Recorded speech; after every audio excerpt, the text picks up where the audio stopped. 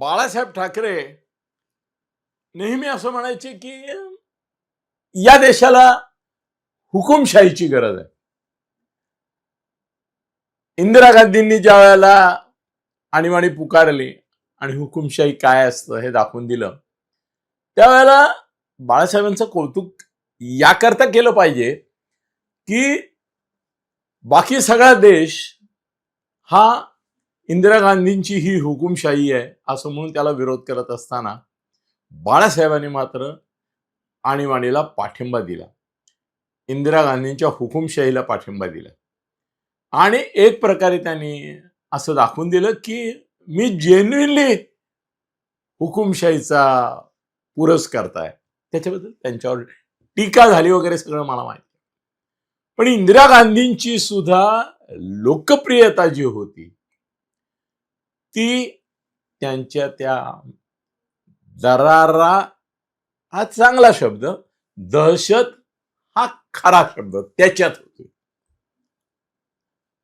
लोकांना राजेशाही काही प्रमाणामध्ये आवडत होती, पण कोणत्या राजांची नावं राहिली असं जर पाहिलं तर कठोर कर्मठ आणि सत्ता गाजवणारे आणि आपला एक असा पुरुषार्थ पराक्रम सिद्ध करणारे ते राजे हे झाले. आपल्या इकडे एवढे पंतप्रधान झाले, त्याच्यामध्ये आता पुढल्या पिढीला तर कदाचित मी सांगितलं की देवेगौडा पंतप्रधान होते किंवा गुजराल पंतप्रधान होते वगैरे वगैरे, तर हे कोण आहेत? मध्यंतरी काही काळ चंद्रशेखर देखील होते. गुलझारीलाल नंदा तर स्टॉपगॅप अरेंजमेंट मध्ये होते. शास्त्रींचा वारंवार काही ना काही कारणाने उल्लेख होतो म्हणून एक शास्त्रींचं नाव लोकांना आठवतं. मनमोहन सिंग आत्ताच 10 वर्ष होते त्यामुळे त्यांचं नाव आठवतं. पण इंदिरा गांधींचं नाव पंतप्रधान म्हणून जसं अमर झालं, नेहरूंचं वेगळ्या कारणाने झालं, तसं मोदींचं मॅजिक, मोदी है तो मुमकिन है म्हणजे काय? मोदी है तो मुमकिन है याचं कारण मोदी एक मजबूत हुकुमशाह आहे. मला तर असं वाटतं की इंदिरा गांधींच्या हुकुमशाहीपेक्षाही अधिक लोकप्रिय हुकुमशाही किंवा हुकुमशहा जर कोणी या देशामध्ये होता आहे आणि असावा असं मला वाटतं. मी उद्याबद्दल बोलत नाही या क्षणाला, पण आत्ताचा विचार केला तर मोदींच्या लोकप्रियतेचं रहस्य हे त्यांच्या आक्रमक, लढाऊ आणि हुकुमशाहीची जी काही फायदे असतात, वैशिष्ट्ये असतात ना. तुम्ही चॅट जीपीटीला मी सारखा चॅट जीपीटीशी खेळत असतो. हुकुमशाहीचे फायदे 100 असा एक मी त्याला हे दिला. तुम्ही पण द्या ना, हाच प्रॉम्प्ट द्या, हुकुमशाहीचे 100 फायदे आणि लोकशाहीचे 50 तोटे. असं हुकुमशाहीचे 100 फायदे असं मी त्याला दिलं तर त्याच्यावर त्यांनी जे 100 फायदे दिले त्यातले जवळजवळ 60-70 हुकुमशाहीचे फायदे हे मला असं लक्षात आलं की मोदींच्या गेल्या या 14 पासून 26 पर्यंतच्या राजवटीमध्ये कमी अधिक प्रमाणात आले. नुसत्या घोषणा नाही झाल्या, त्याची अंमलबजावणी नाही झाली आणि सक्तीने ती अंमलबजावणी झाली. नुसते कायदे कागदावर नाही राहिले, ती प्रत्यक्षामध्ये कठोरपणाने अंमलबजावणी झाली. हा ठीक आहे, त्याची तुम्ही म्हणाल की अनिलजी ती फक्त विरोधकांवर झाली नाही ना, काही स्वकीयांवर पण झाली. मुळामध्ये एक राज्यकर्त्याची भीती असलीच पाहिजे. माझी मतं सांगतोय की ज्या दिवशी राज्यकर्त्याला प्रजा घाबरेनाशी होते, विरोधक घाबरेनासे होते, त्या दिवशी मग राज्यकर्ता कार्यकर्ता होतो, मग तो राज्यकर्ता राहत नाही. राज्यकर्त्यांनी कठोरच असलं पाहिजे. शंकरराव चव्हाण खूप कठोर होते, मी फार त्यांच्या निकटवर्तीयांमध्ये होतो, पण ते ज्या पदावर मुख्यमंत्री होते, आणीबाणीच्या काळात ते मुख्यमंत्री होते, त्यांनी महाराष्ट्रामध्ये स्वतःची अशी वेगळी हुकुमशाही किंवा हे केलं नाही, पण कारभार त्यांचा जो होता तो सक्त होता, कठोर होता, एक त्यांचा दरारा होता, दहशत होती. आणि त्याच्या पुढे कोण कोण मोठमोठे लोक कसे कसे शरण येते हे मी त्यांच्याच बरोबर असल्यामुळे मला दिसत होतं, आणि ते आवश्यक होतं त्या त्या काळामध्ये. काही वेळेला काही सत्प्रवृत्तींवर, सज्जनांवर, सुसंस्कृत सुशिक्षित अशा माणसांवर काही बाबतीमध्ये थोडं त्याच्यामुळे बंधनं येतात, हे खरं आहे. पण एक लक्षात ठेवा की समाजामध्ये तेव्हाही आताही महाभारत रामायण काळापासून सुद्धा काउंट करा तुम्ही, समाजामध्ये सज्जनांपेक्षा दुर्जनांची संख्या नेहमी अधिक असते. परिस्थिती आणि संधी मिळाली की त्या वरकरणी शांत वाटणाऱ्या माणसांचा दुर्जनपणा लगेच प्रगट होतो. असं म्हणतात ना की बहुसंख्य लोक, बहुसंख्य पुरुष असं एक वाक्य आहे, हे अफेअर करत नाहीत याचं कारण संधी नसते किंवा हिंमत नसते. माणसामधला पशु जागावायला वेळ लागत नाही. जसं त्याच्या लक्षात येतं की आपण मानवी वस्तीमध्ये पण असून जंगलात आहोत आणि इथे जंगलचा कायदा चालतो, तो जंगलचा कायदा चालवायला सुरुवात करतो. साध्या नगरसेवकापासून, राजकीय पदाधिकाऱ्यांपासून, गल्लीतल्या गुंडापासून तर ते थेट दिल्लीपर्यंत, राज्य लेवलवर, तालुका पातळीवर, गाव पातळीवर, तुम्हाला सगळीकडे आजच्या घटकीला ज्यांची नावं गावामध्ये आहेत, त्यांचा दहशत आहे, त्यांचं वर्चस्व आहे, त्यांचं तिथल्या समाजावर प्रभुत्व आहे, त्यांना महत्व आहे, आणि कसलंही सत्व तत्व त्यांना अजिबात नाही, तरी पण ते प्रत्यक्ष अप्रत्यक्ष त्या गावावर, गल्लीवर, राज्यावर, देश, असे आपण आजूबाजूला नजर उघडून बघा. गावगुंड काय, आता नगरसेवकांपैकी अपवाद असं आपण म्हणूया, गावगुंड किती आहेत बघा, त्यांच्यावरच्या केसेस बघा. आणि केसेस हा निकष नाहीच, कारण 90% लोकांची हिंमतच होत नाही केस करायची, त्यामुळे केसेस होतात म्हणजे फारच अतिरेक झाला. जसं भ्रष्टाचार चालू असतो, सरकारी अधिकारी करोडो रुपये खात असतात, फारच जेवायला होतं की 5 रुपयाच्या जागी तो 500 रुपये मागतो, तेव्हा मग तो चिडलेला समोरचा माणूस अँटी करप्शनकडे तक्रार करतो आणि तो पकडला जातो. साधारणतः 1,00,000 लोक जेव्हा भ्रष्टाचार करतात, माझा अंदाज आहे, कारण मी बघतो अवतीभोवतीला, 1,00,000 लोक भ्रष्टाचार करतात, तेव्हा एक पकडला जातो, आणि त्या एक जो पकडला जातो त्यातली सुद्धा जर त्याची टक्केवारी काढली तर 1 किंवा 2 किंवा 3% शिक्षा होते, बाकी परत निर्दोष सुटतात. कारण अँटी करप्शन ब्युरोमध्ये जेवढे भ्रष्ट लोक आहेत, जो खरं म्हणजे भ्रष्टाचार निर्मूलनासाठीच हे आहे, तेवढे इतर खात्यात नसतील, हा लोकांचाही अनुभव आहे. आणि जे भ्रष्टाचार करतात त्यांनाही निर्वेद वाटतं, कारण पैसे देऊन मिटवता येते ही भावना आहे. असो, तो विषय वेगळा. मी येतोय मोदींच्या हुकुमशाहीकडे. मला असं वाटतं की जर मोदी हुकुमशहा नसते, त्यांची दहशत नसती, आणि त्या दहशतीला अर्थातच अमित शहाची जोड आहे, पण मुळामध्ये हे सगळं प्रतीक, त्याचं संपृक्त, त्याला एसेन्स जो आहे तो मोदी. हुकुमशहा कोण आहेत? मोदी. मग त्यांचे गोबेल्स तुम्ही त्यांना म्हणू शकता, पण मग यांना हिटलर म्हणणार आहात का? हिटलरनी काही वेगळ्या गोष्टी केल्या. हिटलरनी जर रशियावर हल्ला केला नसता आणि रशिया युद्धात आली नसती तर जगज्जेता हिटलरच होणार होता आणि जगाचा इतिहास आणि भूगोल बदलणारच होता. त्याला दुर्बुद्धी सुचली आणि त्याने रशियावर हल्ला केला, रशिया त्यात उतरली, त्यामुळे त्याचा पराभव झाला. नाहीतर आत्ता या जगात हिटलर मेलेला असता तरी पण भौगोलिक आणि ऐतिहासिक रचना वेगळीच असते, वेगळीच राष्ट्र असते, वेगळंच सगळं घडलं असतं. ते म्हणूनच म्हणतात ना, दुर्बुद्धी ते म्हणा कदा नुपुजो नारायणा. नारायणा, मला बाकी काही तुला वागणी नाही, मला दुर्बुद्धी देऊ नकोस कधी. आणि म्हणून दुसरी एक म्हण आहे, विनाशकाले विपरीत बुद्धी. ही विपरीत बुद्धी. पण विपरीत बुद्धी ही दरवेळेला निगेटिव्ह असे नसतं नाही. काही वेळेला ती पॉझिटिव्ह पण विपरीत बुद्धी असते, असं मी इतिहासामध्ये, पुराणामध्ये, रामायणामध्ये, महाभारतामध्ये पाहिलेलं आहे, की विपरीत बुद्धी ही पॉझिटिव्ह असताना देखील ती विपरीत ठरून कसं नुकसान करते, उद्ध्वस्त करते, याचं सर्वात मोठं उदाहरण विनाशकाले विपरीत बुद्धी तुम्ही वापरता कोणाकरता जनरली. मी माझं एक डोकं असं आहे की ते वेगळ्या प्रकारे प्रत्येक गोष्टीचा विचार करतो.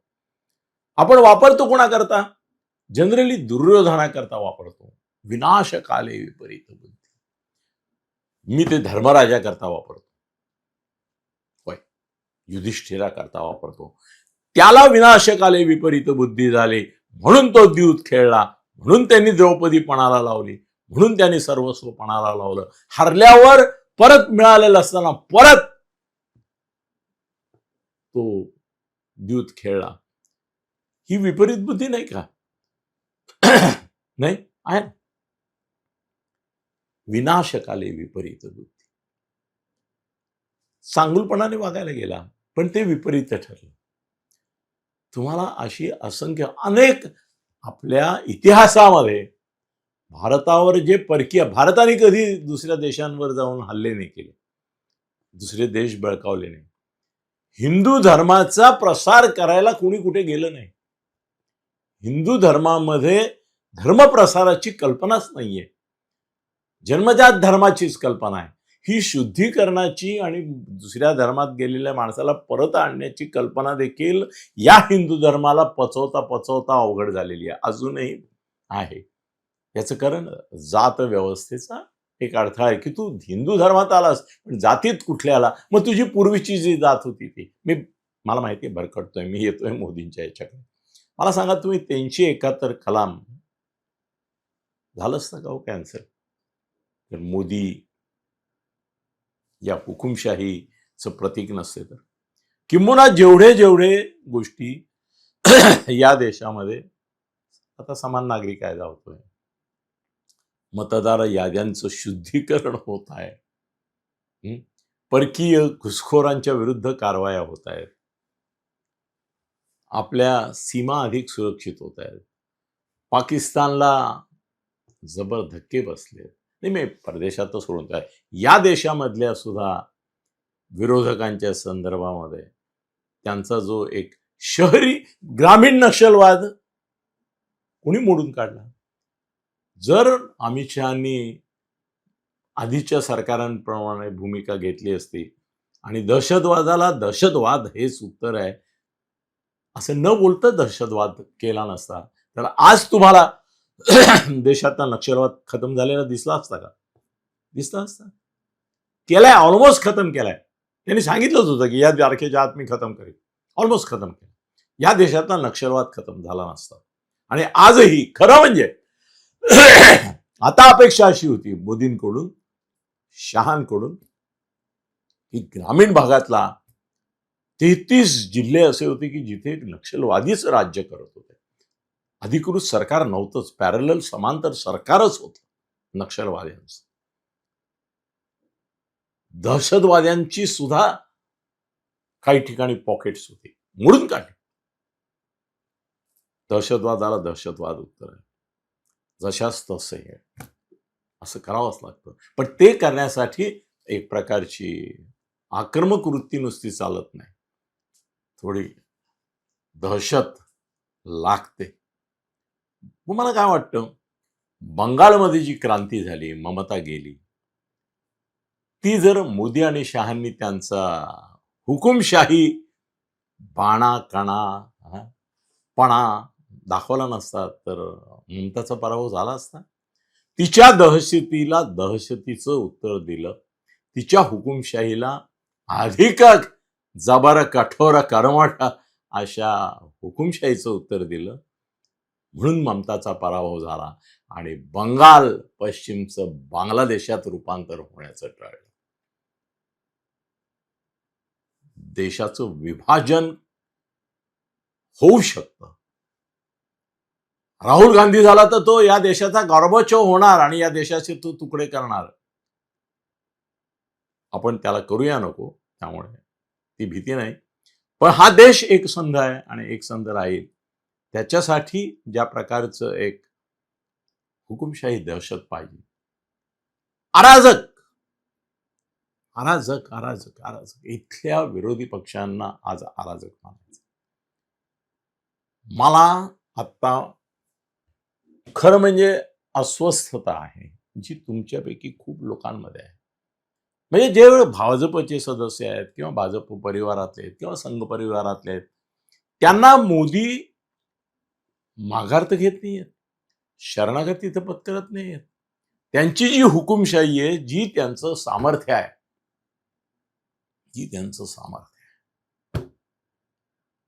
जसं असं सांगतात की तुझ्या शक्तीचा तुला विसर पडेल, असा शाप मिळाल्यामुळे टर्निंग पॉइंट आला अर्जुनाच्या जीवनामध्ये किंवा कर्णाच्या जीवनामध्ये. अनेक महानायक हे ज्या ज्या वेळेला सद्भावनांच्या, सत्प्रवृत्तींच्या, सद्वर्तनाच्या आणि अतिसज्जनपणाच्या आहारी गेले, त्या त्यावेळेला पराभूत झाले आणि नामशेष झाले.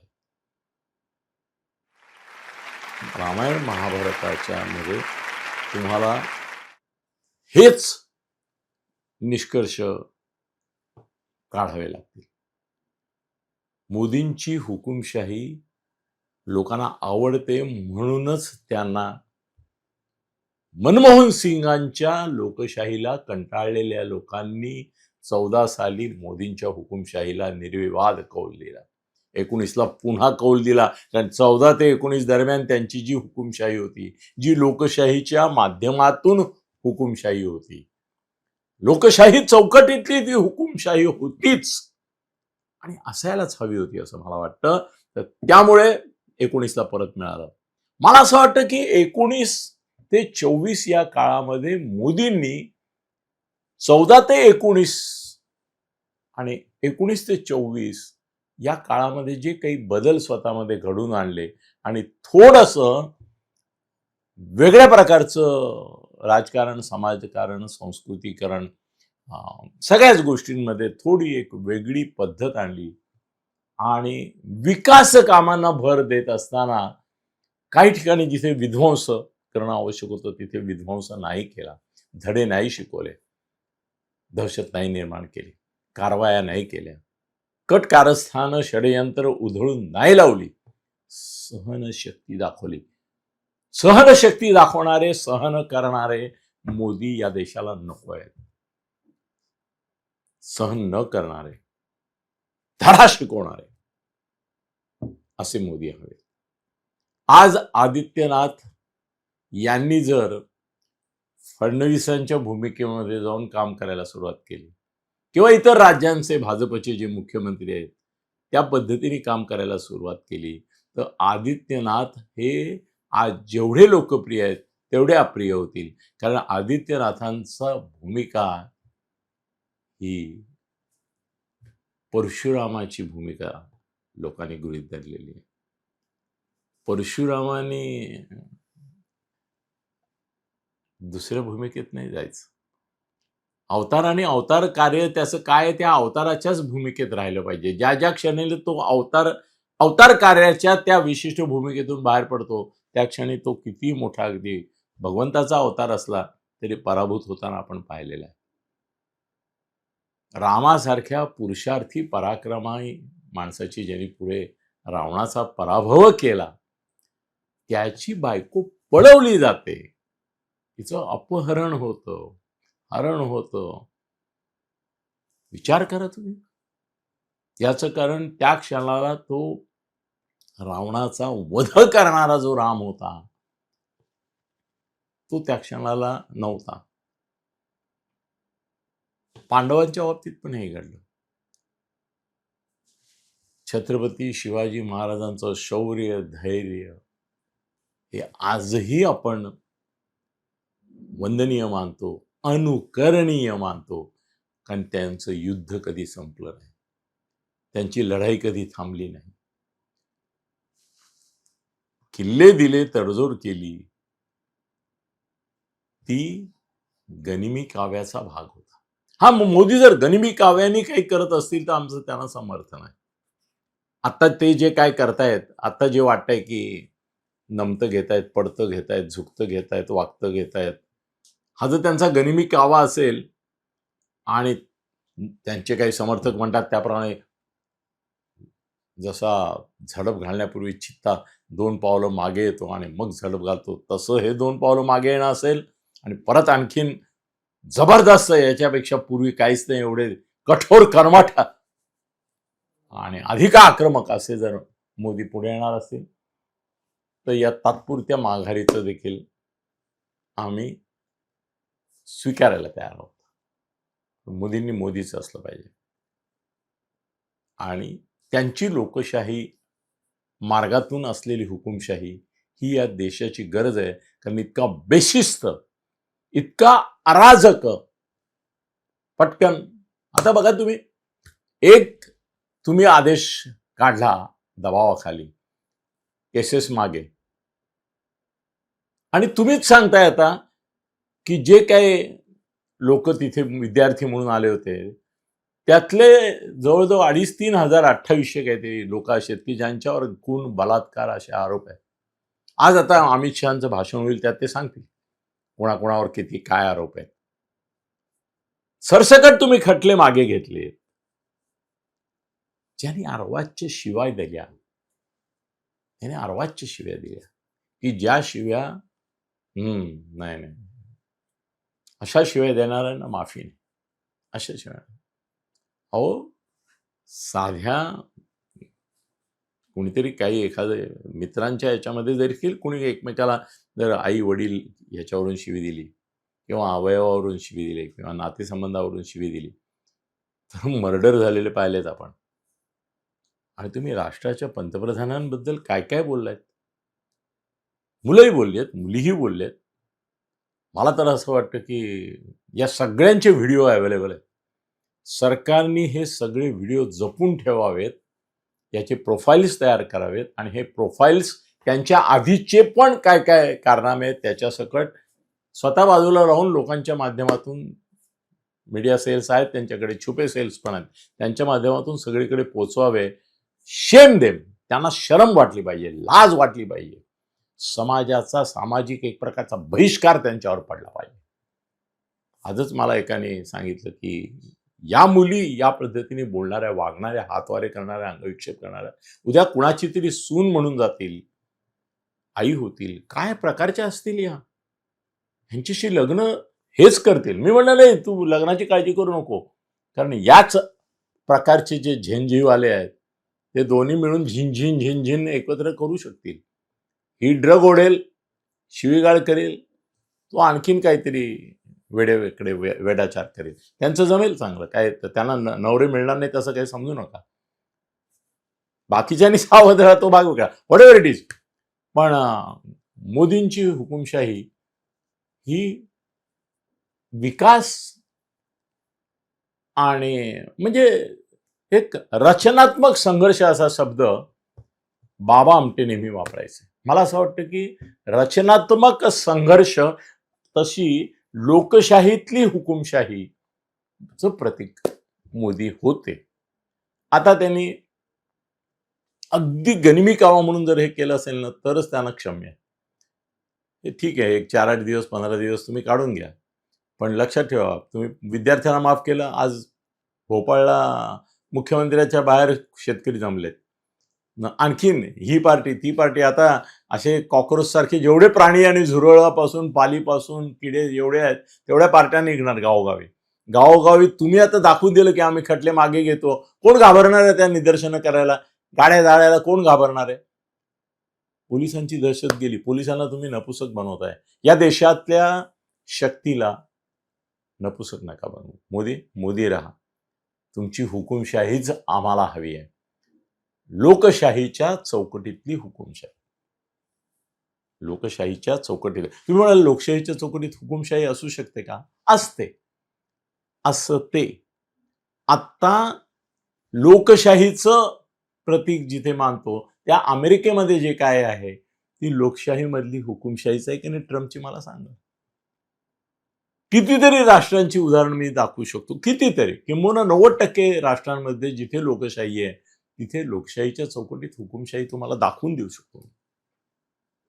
दरवेळी काय ते हे कोरिया आणि चीन यांची आणि रशियाचीच उदाहरणं द्यायला पाहिजे. तिथे पण ते निवडणूक आहे. चीनचं नाही पण रशियात तर निवडणुका घेऊनच पुतीन तिथे बसला. आपल्याला मोदी हुकुमशहा म्हणून हवेत. लोकशाही चौकटीतले हुकुमशहा, पण आक्रमक हुकुमशहा. कॉकरोचच्या नाही अनुनयामध्ये जाणारे हुकुमशहा नाही. मोदी, आम्ही तुमच्याबद्दल अवतार कल्पनेमधून विचार करतो आणि भगवंतांनी जेवढे अवतार घेतले त्या कुठल्याही अवतारामध्ये श्रीकृष्णाने असो रामाने असो काही प्रसंग आहेत असे, पण नंतर त्यांचा पुरुषार्थ आणि पराक्रम जागा झालेला आम्ही पाहिला. मोदी, या लोकशाही चौकटीतल्या हुकुमशाहीची पुनर्स्थापना करा. मधल्या काळात तिला ग्रहण लागल्यासारखं, ग्रहण लागतं असं थोडा वेळ, तसं ग्रहण लागलं तर असं समजू. तुमची हुकुमशाहीच आम्हाला हवी आहे. लोकशाहीमधलीच हुकुमशाही हवी आहे आणि हुकुमशाहीचं अधिष्ठान लोकशाही आणि लोकशाहीचं अधिष्ठान हुकुमशाही असेल तरच हा देश पुढे जाईल आणि हिंदू राष्ट्राची निदान रामराज्याची कल्पना साकार होईल. धन्यवाद.